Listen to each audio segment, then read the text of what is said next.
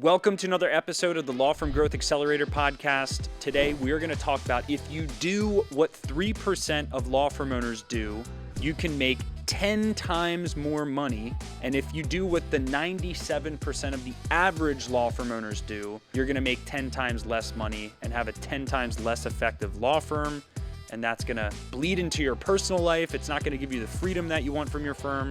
It's not going to give you the legacy, the income, and it's going to make your firm less valuable. So it begs the question, what is the thing that 3% of the excellent law firm owners out there do that produces 10 times higher income, but only 3% of law firm owners do it? It ties into a study that was done by either Harvard or Yale, where they had a whole group of graduating students, and 84% of those graduates had no specific goals at the point of graduation. 13% had goals but did not write them down. And only 3% of graduates wrote down their goals. And that 3% slice of graduates that had goals and wrote them down, they earned 10 times more than the rest combined. 10 times more. And combined on top of that, other studies have shown that having written goals increases your percentage attainment likelihood of actually achieving the goal 42% more likely. So it begs a question, why are 97% of law firm owners not being intentional about where they want to take their lives, their firms, their futures?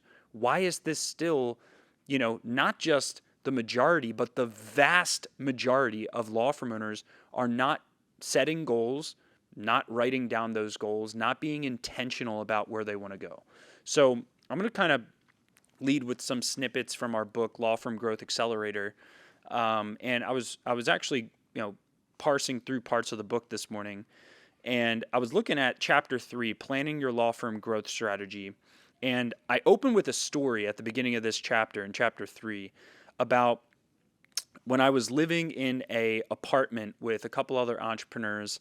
And one of my roommates at the time, this is like right in the moments when I was forming the concept behind S&B Team, one of my roommates comes down. I woke up super early that morning, and we had these whiteboards in this little kitchen area. It was technically our dining room, and we had these whiteboards in there because all of us were very entrepreneurial. And I had these goal diagrams on the whiteboards, and it was basically this very articulate depiction of what my goals were for the next 10 years. And it was like really small writing, and it looked like kind of like math equations and stuff. And my one roommate comes downstairs, looks at the whiteboards, sees me kind of disheveled, my hair is all over the place. I'm like wearing, gym shorts and my shirt's off, and comes down and sees me writing on this board as the first thing he sees in the morning. And he goes, "Dude, is this like A Beautiful Mind? Are you like the dude from A Beautiful Mind?" If you've ever seen that movie, it's like this mathematician that always is like using these chalkboards to like articulate the most complex equations.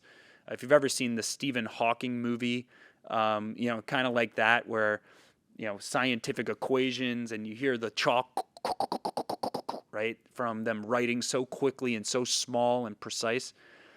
That's what I was doing before I even started S&B Team. And unfortunately, I wasn't doing it from a place of abundance and happiness and, from the perspective of getting what I want out of life. No, I was doing it because, from my perspective, from what I witnessed happen with my family's business going bankrupt in 2008, I realized that the part of the reason that my family had a financial fallout was we really weren't intentional about where we wanted to go with bulletproof detail and multi-annual plans. So I told myself, if I ever go in the business for myself, I'm going to do the opposite of what I witnessed my family do leading up to 2008. And so I was doing it from a place of catastrophic fear and insecurity. And I felt that it was almost like a drug. I mean, it was like it would give me a flood of self-confidence to have those clear goals written down, because it made me feel like I had something to grasp onto. When I had nothing to grasp onto in my business, I had no customers, I had no employees, I had no revenue. When I had nothing to grasp on in my business, I needed something to grasp onto outside my business, or at least something to grasp onto regarding where my business would be in the future. And for me, that confidence was formed through creating a 10-year plan, right? Now, after working with a lot of entrepreneurs now and law firm owners, I've learned that most people stumble into business. Most people have something that they're skilled at. Maybe there's a little bit of sunk cost bias, specifically in the legal industry, right? You spend all this money on law school. You're trying to get a return from it. And this sunk cost bias kind of puts you in a fear state where you need to pay off student loans. You need immediate income.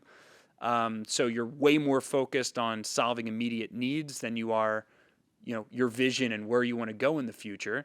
So it makes sense why 97% of lawyers never really escape that, and they just kind of stay on the grind wheel, the hamster wheel of work, because when you form habits, right, over years and years of time of kind of being on a hamster wheel of work, it's kind of hard to get off that hamster wheel. It's hard to, kind of look to the side and realize that, if you're a fly, if you've ever seen a fly run into a window 10 times, right, and it keeps running into the window, and there's a door right next to the window, and the fly, instead of flying into the window, could have just pivoted 30 degrees, 40 degrees to the right, and there would have been an open door there, and the fly could have, been outside in the free world instead of, clobbering itself against a window. And that's just because it didn't have the vantage point to be able to look to the right 30, 40 degrees, make that slight pivot, and freely fly right out the door, right? And that's how I see escaping the hamster wheel of work, and entering the economy of your vision and your future. So for me, I created this 10-year plan. It was all in an Excel spreadsheet. I've talked about this a lot, but I haven't really unpacked, what happened after that point, after I had this plan written down. Because it's one thing to have a plan. It's another thing to let that plan get dust on it, and kind of just sit there and not take the actions required to execute the plan. So what I'm going to kind of break down is not just the concept of planning your law firm growth strategy, doing the opposite of what 97% of law firm owners do, and being intentional about where you want to go. But I also want to talk about, how do you turn this into results, once you're clear on where you want to go. So one of the best things that ever happened to me was running out of money. So I had this bonus check when I was at yellowpages.com. And when I had this bonus check, I was very spend happy with it. Not spend happy from a perspective of like buying bullshit shoes or stuff like that. I spent a lot of money on things I shouldn't have spent money on in the first couple of months of when I started my business. I bought subscriptions to services I didn't need when I should have been making sales. And I bought so many services and that I didn't need in the beginning phases because I was scared to make my first sale. That's what I was scared about. And when I ran out of money, it became a forcing function, right? I had no money in my bank account. I had to go and make a sale. And the only moment of true calm and focus I had in the 8 months it took me to really form the concept of SMB team and make my, to the point where I made my first sale, was really at the end of that 8-month period when I ran out of money, because there was no plan B. There was no ability for me to overthink. There was no ability for me to keep buying these services or technology or things that were going to help me build the business and prepare before I made my first sale.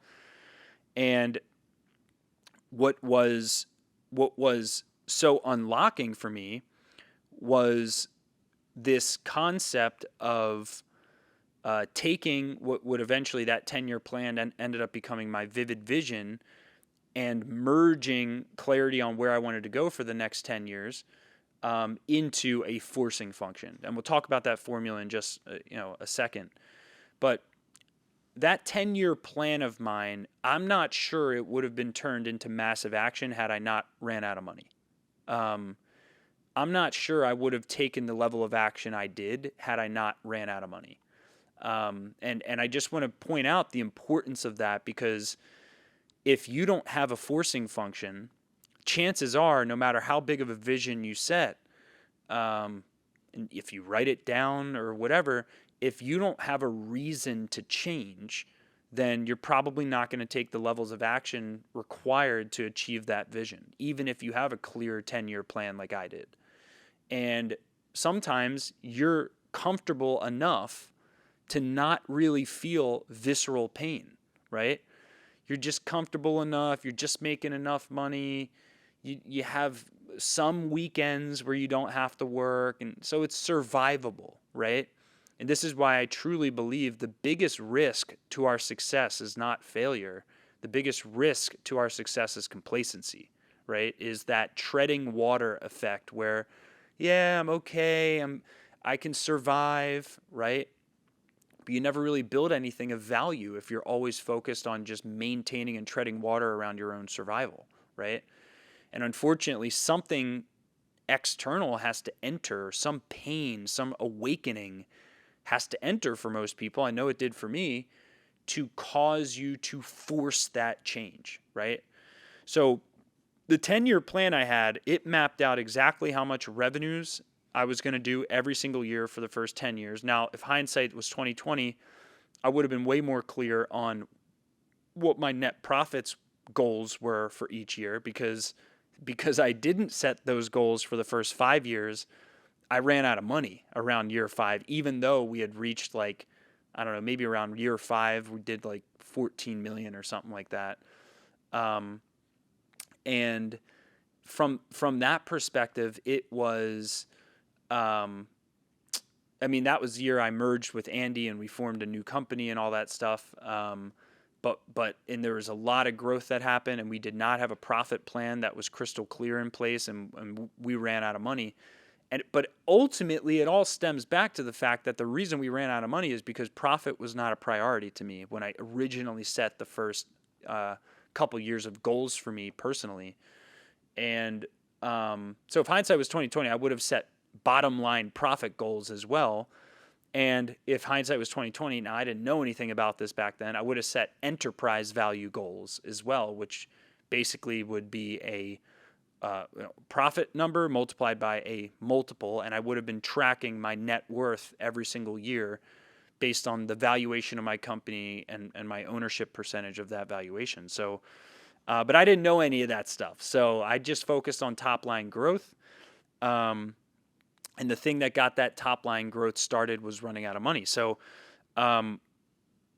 one thing to reflect on is, are you in enough pain right now to take action on your vivid vision? Now, we call a vivid vision the 3-year plan PDF of exactly where you will be 3 years from today if you had no limitations on your abilities, a windstorm of cash, and could attract any A player to work for your law firm. That's what we call a vivid vision. But multiple vivid visions together. So if you look at a vivid vision as a 3-year plan or a 3-year PDF of where you'll be, 3 vivid visions one after another is a 9-year plan. So I technically did 3.1 vivid visions at once when I created my 10-year plan. And we all need big, hairy, audacious goals, but also that 10-year goal. What I've learned over the last couple of years in business is you can really only see 3 months in front of you. And I'm going to talk about this next, like hindsight's 2020, I would have put way more emphasis towards my quarterly plan than I did towards a 10-year plan, because I would have set a 10-year goal, But me planning out revenues for 10 years was probably a little bit premature. Um, and I probably should have invested that time on what exactly am I going to do in the next 3 months to execute on milestone one of this first year plan. And had I been more intentional on a 3 month basis, I probably would have made less mistakes and I probably would have learned a lot faster. So we take our 3 year vision, we turn it into an annual plan. What are we going to do for the next 12 months, right? My first annual plan was all guesses. It was, and this is where it's like, how do I know how much revenue I'm going to do for the next 12 months? You don't, you guess, right? I don't have data to bank on, right? In the beginning, in the first chapter of business, everything is a guess, right? So you've got to become a really good guesser and you've got to become really confident around your guesses until you start accumulating data that can make your guesses a little bit more informed and accurate. But we turn the vivid vision into an annual plan. That annual plan is going to be all guesses in the beginning. And then that annual plan, we then create a budget from. A growth budget, not a status quo budget. So that's where we call the 20-40-10 rule. The 20-40-10 rule says, based on where you want to go for the next 12 months, you create an annual plan based on what your revenues are going to be for the next 12 months. Now, I'll add in that also what your bottom line profits are for the next 12 months every single month. Add up 12 months, that's your annual profit. So we take all these numbers, and what we do is we then create a 20-40-10 budget, okay? So we look at what our growth goal is, okay? Let's say you want to do $1 million a year, and then we multiply $1 million by 20% to come up with your marketing client acquisition budget.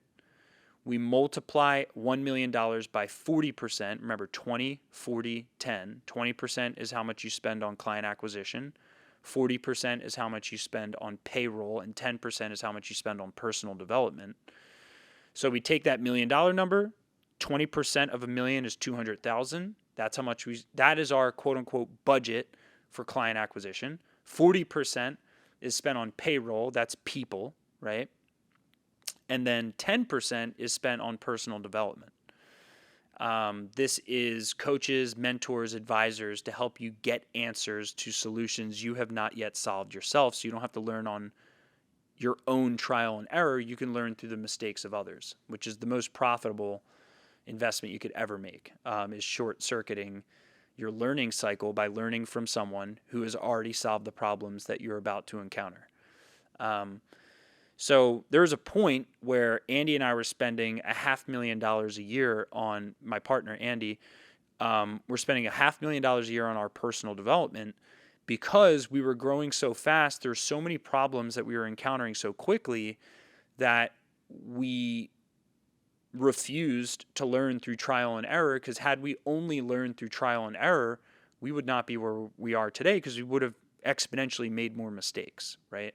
And mistakes just cost you time, right? If you're okay with making 15 huge mistakes a year, then you've got to be okay with your growth being 15 times slower than if you make 0 mistakes in a year. Now, you're never going to make 0 mistakes in a year, right? But if you can go from 15 mistakes to 7.5 mistakes a year, right? Big mistakes I'm talking about, big miscalculations, big wrong hired decisions, or misallocation of resources, spending money in the wrong marketing channels, blah, blah, blah, blah, blah. If you can reduce your mistake ratio from 15 to 7.5, in essence, you're going to make progress 200% or 100% faster, 2 times faster, right? If you can cut your mistakes from 15 in a year to, even less than that, you could go three times faster in terms of the progress you see in your business, right? So 20-40-10. Now, the big thing that hangs people up on this is, how do I spend 20% of $1 million that doesn't yet exist? And that's where the magic comes in, right? Is you have to set goals around how much you're going to spend just as much as how much you're going to make, right? So right now you might not see how you're going to spend 20% of your growth goal, even if you're doing 10 million right now and your goal is to get to 20 million, right? Your goal is to increase your marketing spend to get closer to what you're going to be spending when you're at 20 million, right? So that's going to force you to become more efficient, more focused on profit optimizations in your current business so you can find ways to increase that spend and therefore deserve to grow, right? Because oftentimes we set these goals to grow our business, but then we don't set the spend and the resource allocation required to get to those goals. And we wonder why we don't reach our goals. Well, it's because we didn't put as much thought into the resource allocation side of how we're going to deploy resources, time, money, people. I mean, there's only 3 resources in a service business, people, time, and money, right? And how you allocate those and orchestrate and DJ those 3 resources comes down to the rate of progress that you're going to see. So 20-40-10 is a future-based investment methodology. It's not a profit first methodology. It's an investment first methodology that then allows you to trigger rapid growth. And then when you get to a different phase in your law firm's growth, then you can optimize for profit first and or your law firm's valuation. But one of the big things I don't regret on being top line revenue focused for the first 5 years of the company is I don't regret the fact that I gave us a lot of profit potential, because revenue is profit potential, right? So oftentimes people say, well, I don't want to grow top line revenue if it drags me down in profit, right? So what's fascinating about that is revenue is profit potential. If I'm only doing $1 a year in revenue, I have very, very little profit potential. If I'm doing $50 million a year in revenue, I have a lot of profit potential, a ton of areas I can make optimizations, right, to get to a much higher profit number because I have a higher top line revenue number. So that's why I don't regret being top line revenue focused for the first 5 years, to get us to a level of a critical mass to where we could then make massive profit optimizations as a company. I've seen so many businesses, ourselves included as a company, go from profiting next to nothing after focusing on top line growth for a period of time to all of a sudden, it's almost like you flip a light switch, and when you become profit focused and growth focused and client happiness focused, and you merge all 3 of these successfully, I've seen many businesses, including ourselves, go from profiting next to nothing to profiting not $1 million, but $2, $3, $4, $5, $10 million in profit a year. And it's like turning on a light switch, right? And there's nothing that you can control in your business like turning on a light switch, like profit optimizations. You're not going to get top line revenue growth typically by turning on a light switch. That's going to be really hard. But you can get profit optimizations from like super quick and efficient optimization efforts.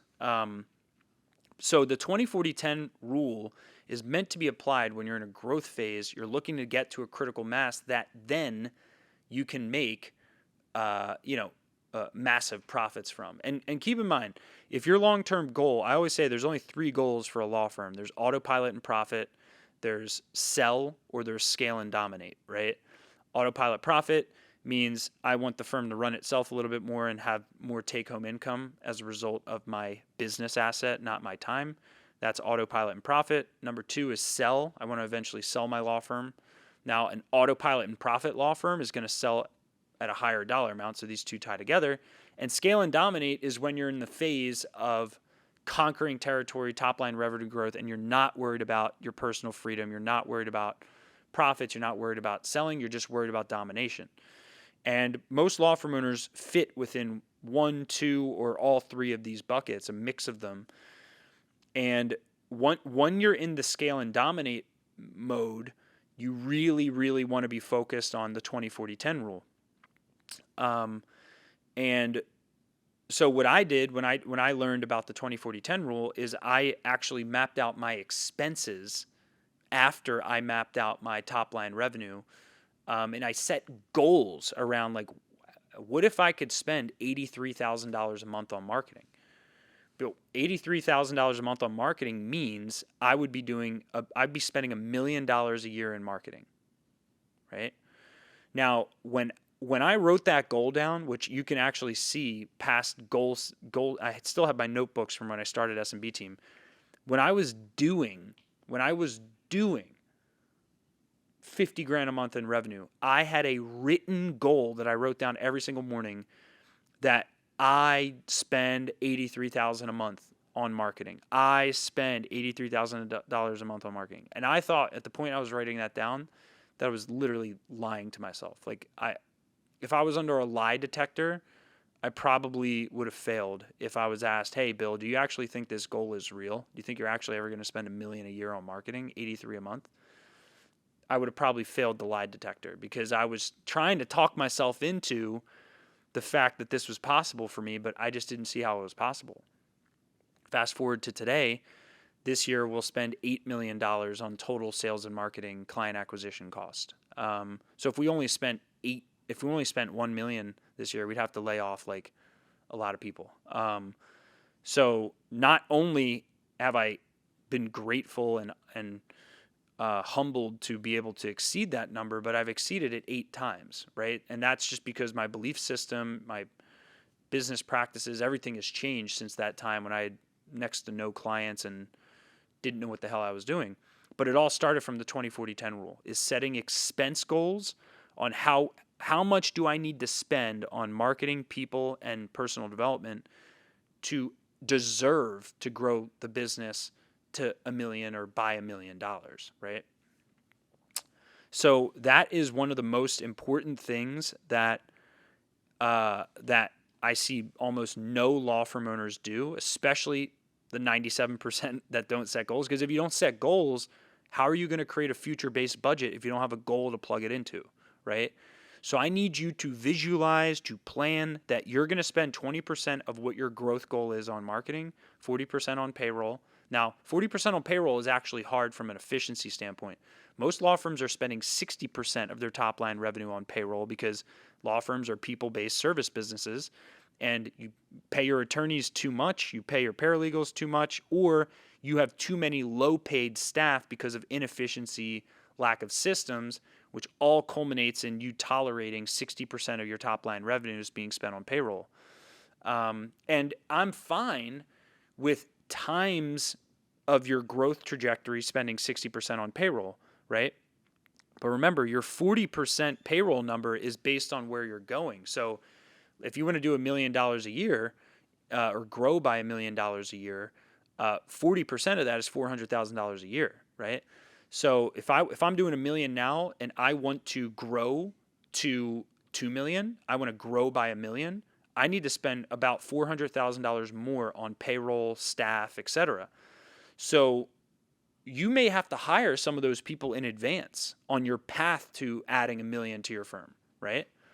So you're going to take a little bit of a temporary dip in profits during that time period, but if the outcome is you add $1 million to your firm, and at the end of that adding $1 million to your firm, you set up your business model so you're profiting 20 to 30% of that.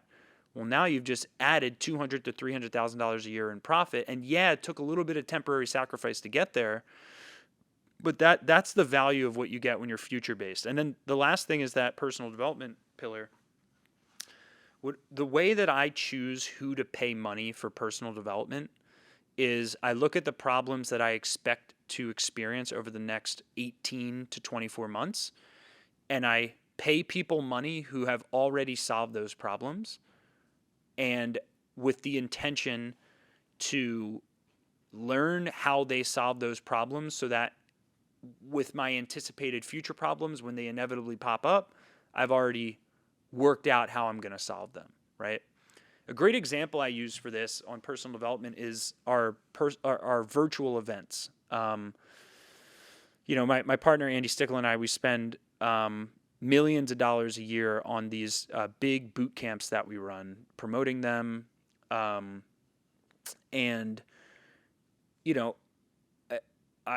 often think that sometimes people think like, oh, we if you've ever experienced one of our boot camps, like sometimes you could be kind of, because of how natural we are at it now, because of years of paying mentors and coaches to teach us how to do events, it may seem effortless now. It may seem like we're winging it, right? But the truth is, we spent hundreds and hundreds and hundreds of thousands of dollars to learn how to hold those events. And those events have allowed us to bring on hundreds of clients to our business, right? So I look at it as a no-brainer return on investment. Had we not paid the consultants, the coaches, the advisors that we paid to help us do virtual events, I'm not convinced we would have signed up hundreds and hundreds of clients, right? So I will, gladly make that investment decision again, because, it produced such an outcome for our business. It allowed us to help more people. It really provided the splash for us to basically come out of nowhere in the legal industry and create a big splash. So if I could have $500,000 in profit back in the days when we started the events, or $500,000 of an expense paid to people who have been there, done it with events, keep my 500K because way more valuable. I mean, we're talking probably a 20 to a 50x ROI that we've gotten from the $500,000 we spent on that, right? How much money have you spent to deserve to learn business, on how the business side of scaling your law firm? Because I look at it as the deserve it factor. If I haven't learned from someone who's been there, done it, I don't deserve to achieve the results that they achieved. It's very simple to me. It's all just a very simple deserve it factor, right? If I didn't learn from someone who has already done the thing that I'm about to do, I don't deserve to do that thing, right? And maybe 1% of the time, I deserve it because I have some God-given ability and natural talent around this thing. But I don't never want to leave it up to natural ability and talent, right? One of my mentors once said, do you want to get rich quick, or do you want to get rich for sure, right? And I certainly would invite most people to adopt the get rich for sure approach rather than get rich quick, right? Because there's many more people who get rich and then lose it all.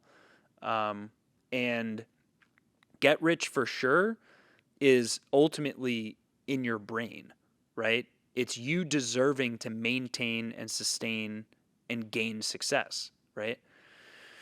So 20-40-10, probably one of the most important principles you could ever roll out in your firm, which then leads to what we call the 5 KPIs that mean everything, right? These are the 5 law firm growth KPIs. We talk about this.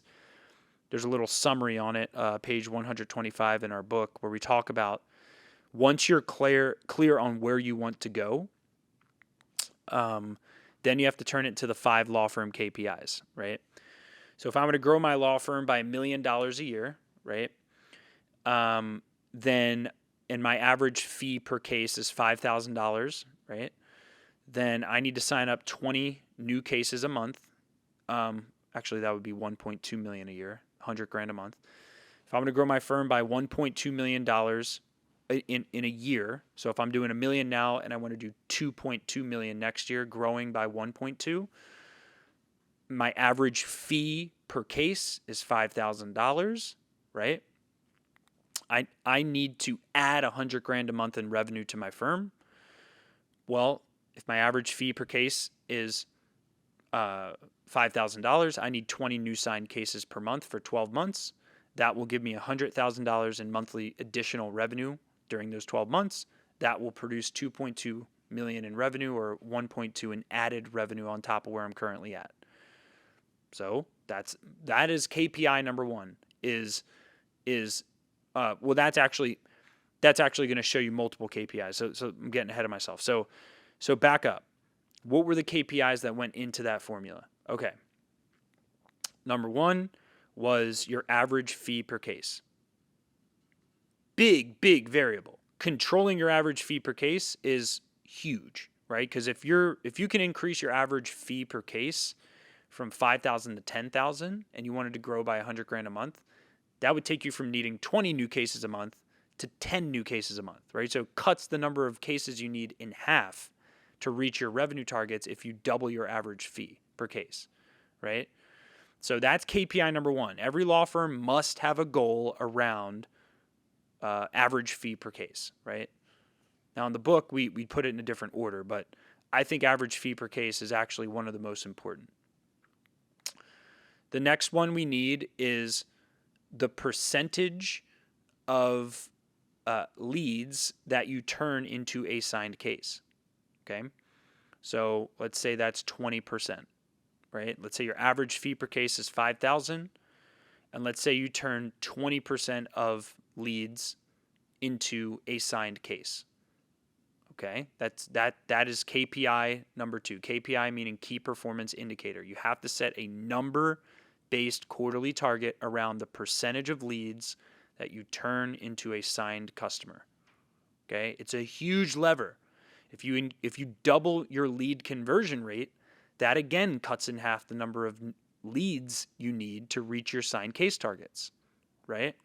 A 20% conversion rate versus a 40% conversion rate on leads means you need half as many leads to get to your goal, which means you can spend less on marketing in some cases, okay? Your average fee per case is key performance indicator number 1. Your conversion rate is key performance indicator number 2. And number 3 is going to be the byproduct of these two, which is the number of leads you need per month, new additional leads per month, right? So if I need 20 signed cases a month, my average fee per case is $5,000 a case, right? And I turn 20% of leads, KPI number 2, into signed cases, then the third outcome is how many leads per month do I need to sign up 20 cases a month? Very simple. I need 100 new qualified leads per month in order to deserve to sign up 20 additional cases a month, right? Very simple. Now, that's the third key performance indicator that every law firm must set a goal around is how many qualified leads per month do I get on a monthly, quarterly basis, right? So controlling those 3 numbers is what we call the revenue formula, right? And then we have the delivery formula, which is the second half of it. So let's say you get 100 new leads a month, you turn 20% of them into signed customers, and that gives you 20 new signed cases a month, and your average fee per case is $5,000. You will generate $100,000 in additional revenue. Now, if we just stop there, right, you're going to see a bunch of progress with just controlling the first 3 KPIs, right? But then there's a different kind of measurement system, which is your team happy? Is your team and your clients happy? So we call that the happiness measurement. And then we have your profit measurement, right?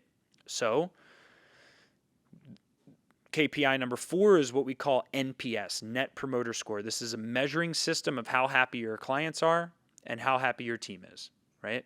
So within that, we basically look at a measuring stick of how happy your team is on a scale of 1 to 10. So you do this through a survey system internally. You have your team rate how happy they are at work anonymously.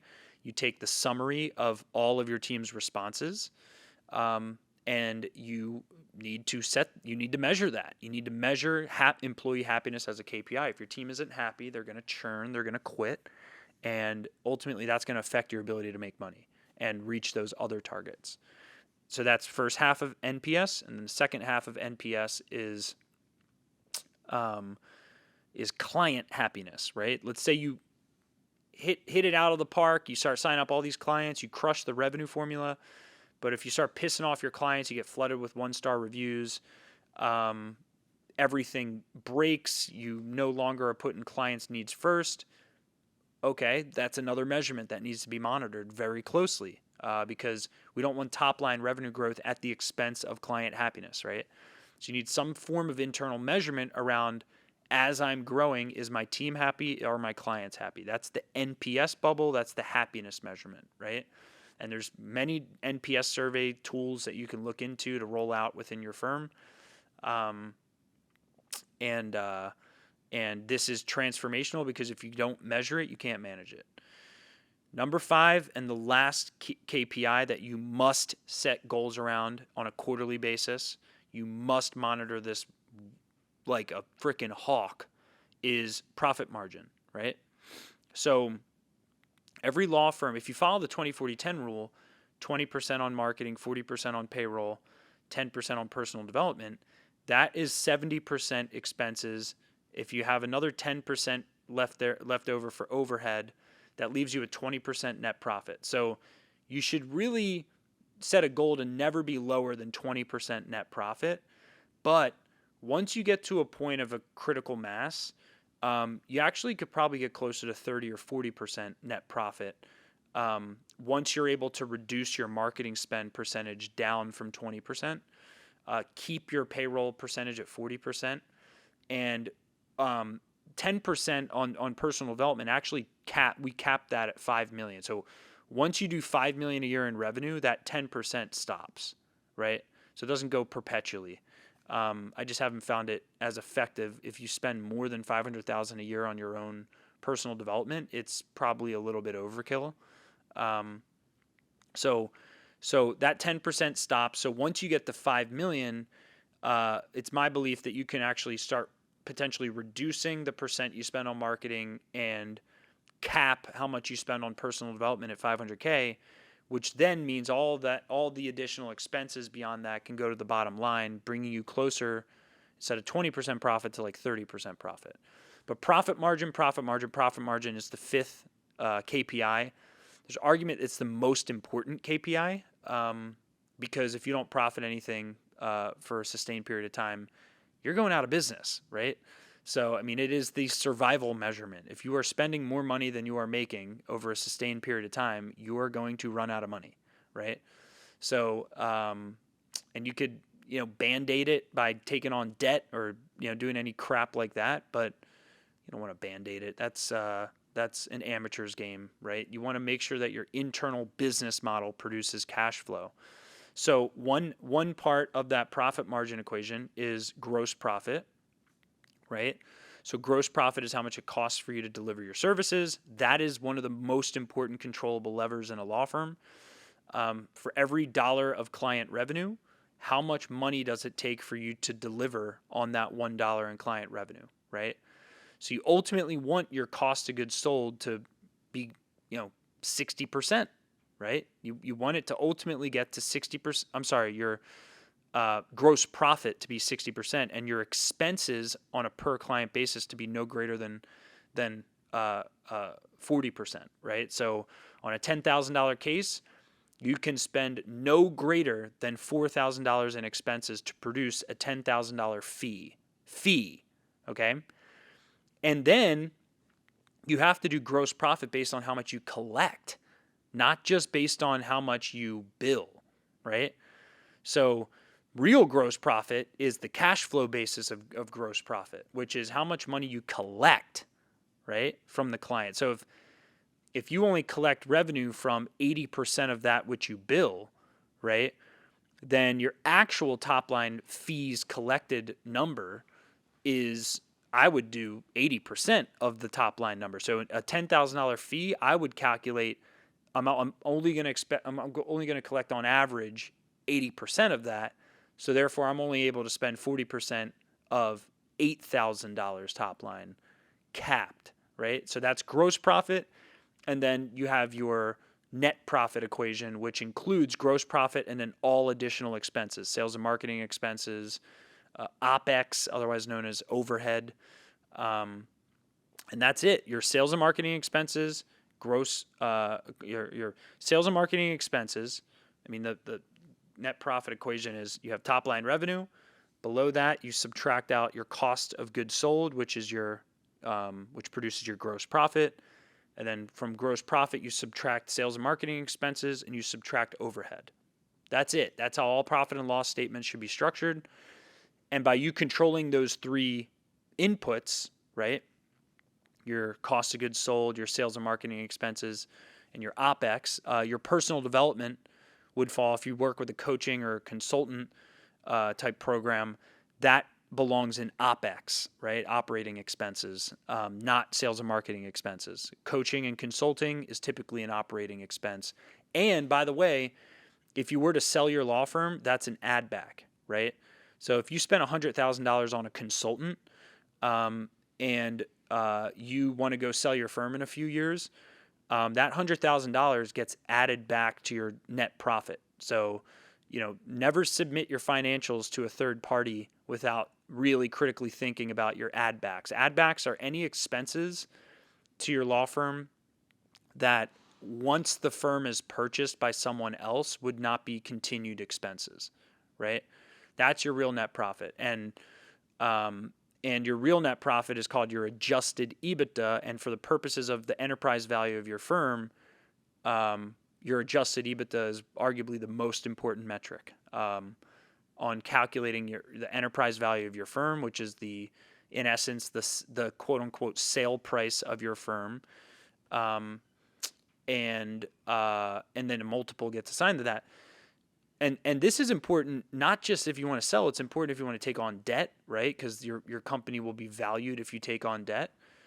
If you want to seek investment to help fuel growth, if you want to get lines of credit through a speculative private capital company, all these things are going to require an enterprise value. So you better be damn sure you can articulate what your net profit add-backs are.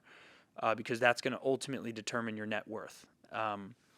So those are the 5 KPIs, right? I wish I knew this originally, but through first principles, you kind of land on these things as unchangeable truths, right?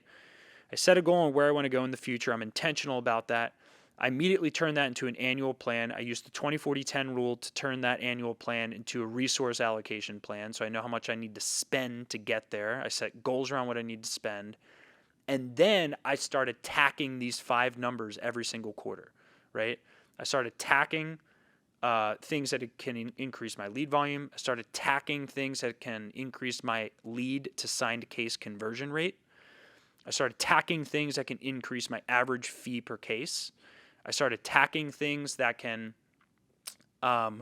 increase my client net promoter score and increase my team happiness net promoter score. And I started tacking things that can increase the net profit of the firm. And I promise you, okay, one of the hardest things when it comes to becoming a true CEO of your law firm is the discipline to focus in just these 5 areas and nowhere else. Don't allow any distraction. If it doesn't lift one of those 5 numbers, then don't focus on it. Push it off to another quarter, right? You can do the other things once you've crushed it in those 5 numbers. Because if you crush those 5 numbers, you're not just gonna reach your growth goals, you're gonna exceed them, right?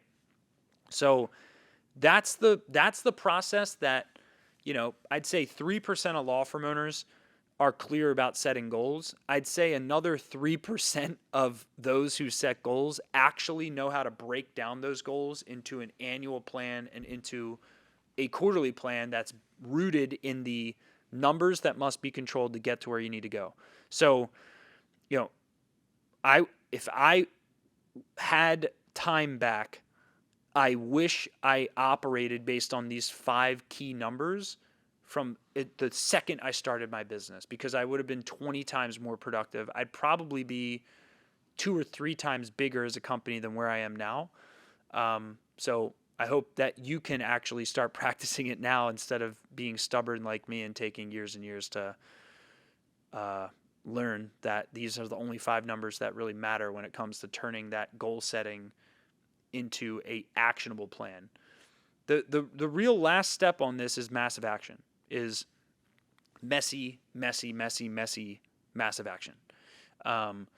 As long as you're focused in the right areas of priorities, it's okay if it's messy. Growth is not a perfect science, right? So it is okay if it's messy. Expect the messiness. There's less competition for the messiness, especially on the business side, because most people want predictability. So as long as you're moving in the right direction in those 5 numbers, I don't care how messy it is. Let it be messy, and let your competitors seek perfection and perfect plans and all that stuff. And this is not saying that these 5 numbers will create perfect plans. A plan in action is worth 9,000 times more than a perfect plan not in action, right? So any plan in action is going to be better than a plan not in action. So get in action. The best way you're going to learn is by the marketplace telling you what works and what doesn't work, not from a book, right? You're going to learn a lot from books. Don't get me wrong, books have changed my life, right? But if you look at a spectrum of the highest values of learning, number 1 is going to be experience-based learning, right? And books, mentors, coaches, consultants simply guide the quality of the actions that you take, right? So that you can learn better and faster through experience, right? So both types of learning are mission critical. That's why we have the 10% in 2040-10 on personal development. But make no mistake, the reason for coaches, consultants, advisors, and that 10% is to just make the actions you take more intentional, more productive, so that you can make more progress from those actions, make less mistakes from those progress, and learn more through success than failure. That's another thing, is like, everyone's like, it's not losses, it's lessons. Yeah, it's true. But if you have 1,000 to 1 loss to win ratio, like, you're fucked, right? Like, if you only win 1 time for every 1,000 times you lose, right? That's a terrible ratio. And, losses are lessons. Yeah, to a certain extent, but you gotta start winning at some point too, right? And that's what mentors do, is you need to learn a lot through success, arguably more through success than you do through failure. That's a sign that you're an educated entrepreneur that puts their personal development first. So I hope you got value from this episode. Do what the 3% of lawyers do that allow them to earn 10 times more than the average law firm owner. And I'll see you in the next episode. Stay great.